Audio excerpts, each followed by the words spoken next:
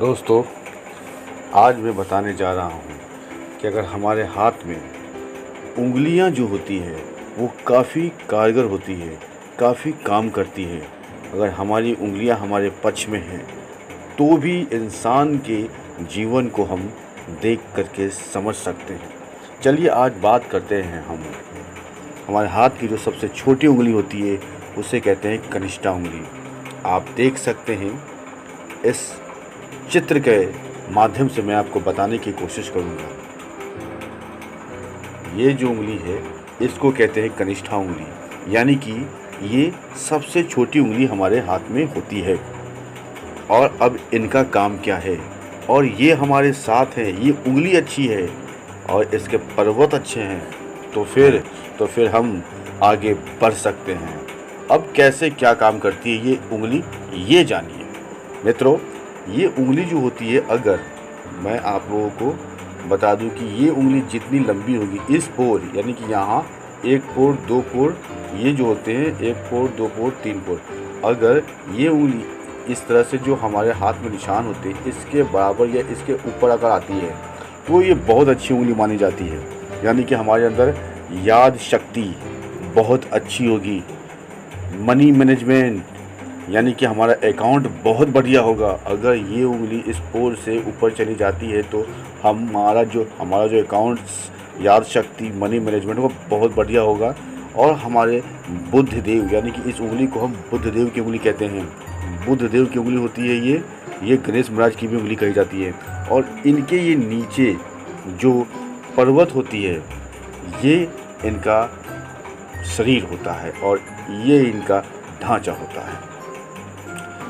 अगर ये पर्वत पर अगर इस तरह की कोई खड़ी रेखाएं हैं तो कामयाबी आगे चूमेगी हमारी कदम। ये खड़ी रेखाएं हैं 2 या 3 या उससे अधिक हो तो बहुत अच्छा होता है। और अगर यही रेखाओं से कोई एक रेखा निकलकर इस प्रकार अगर जीवन रेखा को छू दे तो फिर भाग्य चमक जाता है। जी हाँ दोस्तों, भाग्य चमक जाता है। एक तो अगर इस तरह की कोई रेखा हो और इस तरह का पर्वत हो, इस तरह की उंगली हो, बड़ी हो, अच्छी हो, लंबी हो, सीधी हो, तो हम मेडिकल डिपार्टमेंट में जा सकते हैं। मेडिकल का कोई भी बिजनेस कर सकते हैं, डॉक्टर बन सकते हैं, साइंटिस्ट बन सकते हैं, साइंस से रिलेटेड वर्क हम कर सकते हैं।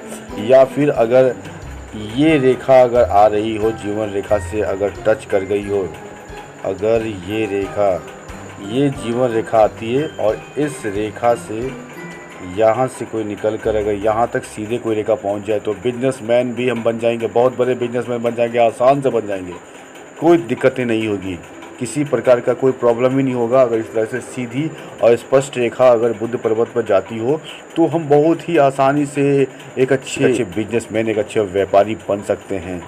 और ये सीधी उंगली होनी चाहिए। और अगर भाग्य रेखा अगर इस प्रकार से यहाँ से निकल कर यहाँ तक चली जा रही हो तो फिर ये सोने पे सुहागा हो जाएगा हमारे लिए। मित्रों, इस तरह से हम अपने जीवन को देख सकते हैं, समझ सकते हैं। इस तरह की अपनी हाथ को भी देखिए, क्या आपके हाथ में इस तरह की रेखाएं हैं तो आप लोग भी इस तरह से कार्य कर सकते हैं। भाग्य हमारे साथ होगा, हम जो चाहेंगे वो कर सकते हैं, क्योंकि बुद्धदेव जो होते हैं हमारे साथ होते हैं।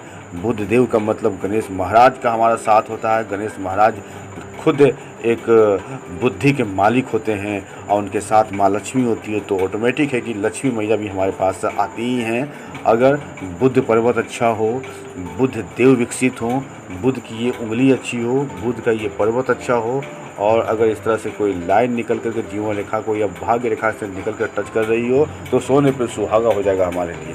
मैं तो उम्मीद है कि हमारा ये वीडियो आप लोगों को अच्छा लगा होगा। अगर अच्छा लगे तो लाइक और सब्सक्राइब जरूर कीजिए, क्योंकि हम इतना मेहनत करके वीडियो बनाते हैं तो एक लाइक और एक सब्सक्राइब तो बनता है।